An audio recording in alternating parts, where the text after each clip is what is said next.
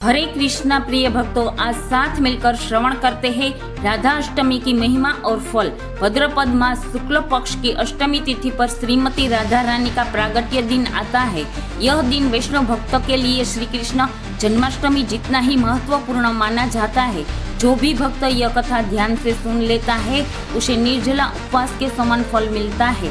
कथा सुनने मात्र से सहस्त्र गोदान, सहस्त्र यज्ञ और हजारों कन्यादानों के पुण्य फल एक साथ मिल जाता है। एक बार शौनक मुनि महामुनि शुद्ध गोस्वामी जी से प्रश्न किया, हे ऋषिगण, कौन सा कर्म भव सागर से मुक्त कर गोलोक धाम में ले जा सकता है?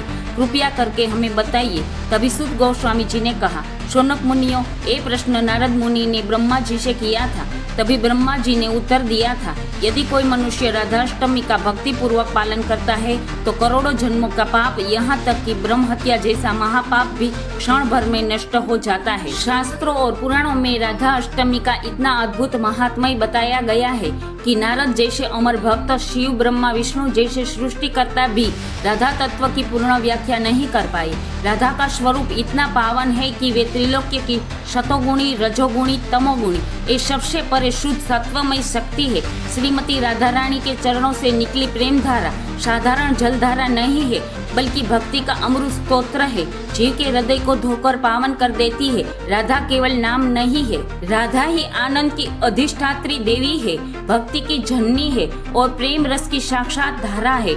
शास्त्र कहते हैं श्री कृष्ण रस के सागर है, परंतु उस रस की धारा बनकर जो रस सब तक पहुंचाती है वह धारा राधा है। श्री कृष्ण स्वयं भगवान है, परंतु उसकी लीला का रस, माधुर्य और करुणा का स्तोत्र राधा रानी है। शुद्ध गोस्वामी जी बड़े भाव से बोले, सुनो सौनकादिक मुनि ऋषियों, शास्त्रों और पद्य पुराण में वर्णित है कि श्रीमती राधा रानी का महात्म्य और राधा अष्टमी का व्रत जो भक्त करता है उन्हें साल में जितनी एकादशी होती है उनका फल मिलता है। वो फल एक बार राधा अष्टमी व्रत करने मात्र से फल मिल जाता है।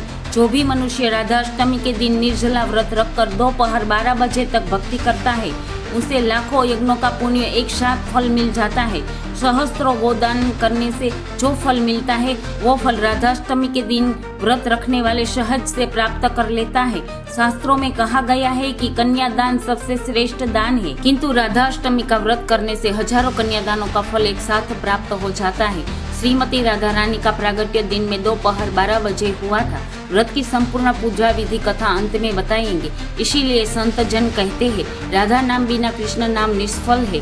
श्री राधा रानी का व्रत पूजन करने का मेरु पर्वत समान फल बताया गया है। स्वर्ण दान से भी हजारों गुना अधिक बताया गया है। केवल एक बार भी भक्ति भाव से इसका पालन करने पर अनंत गुना फल प्राप्त होता है, सीधे गोलोक धाम के मार्ग पर ले जाता है। श्रीमती राधा रानी की भक्ति सबसे दुर्लभ है, परंतु सबसे पवित्र साधना है। श्री कृष्ण स्वयं परम ब्रह्म है, परंतु उस ब्रह्म को प्रकट करने वाली शक्ति राधा रानी है। राधा वह शक्ति है जो स्वयं ब्रह्म से भी ऊपर है, प्रेम रस की अधिष्ठात्री देवी है, जो कृष्ण की आत्मा है। राधा जी के बिना कृष्ण का स्वरूप अगोचर है। राधा नाम जपो तो कृष्ण अपने आप दौड़े चले आते हैं। शुद्ध गोस्वामी जी कहते हैं, राधा का नाम स्मरण मात्र से सहस्त्र जन्मों की साधना का फल मिल जाता है। श्रीमती राधा रानी की पूजा सेवा कैसे करें? राधा अष्टमी के दिन हरे कृष्णा, राधे कृष्णा भक्ति भाव से राधा जी के चरणों में पुष्प अर्पित करें। पुष्प और दिव्य सुगंध राधा जी को अति प्रिय थी। राधा जी को स्वच्छता और पवित्र मन सबसे अधिक भाता था। राधा अष्टमी के दिन निर्जला व्रत रखे। जिन्हें ना हो सके वो श्रीमती राधा रानी का जलाभिषेक करके चरणामृत ले सकते हैं। शास्त्रों में स्पष्ट कहा गया है, केवल नाम स्मरण मात्र से प्रभु प्रसन्न हो जाते हैं। महान ऋषि मुनि भी यही उपदेश देते हैं। जो भक्त निरंतर राधे श्याम का जप करते हैं उसके कुल का उद्धार हो जाता है और दरिद्रता कभी नहीं आती है। श्री राधा कृष्ण का नाम जपने से मनुष्य का हृदय निर्मल हो जाता है और प्रेम से बनकर आत्मा सीधा प्रभु के चरणों तक पहुंच जाती है। इसीलिए हे प्रिय भक्तों, हर श्वास में राधे कृष्ण का नाम स्मरण करो, यही जीवन का परम मंगल है। कथा आपके दिल तक पहुंची है तो कमेंट में राधे कृष्ण जरूर लिख देना। सब्सक्राइब भी कर लेना ताकि ऐसी ही दिव्य रस भरी कथा आप तक पहुंचती रहे। जय श्री कृष्ण, राधे राधे।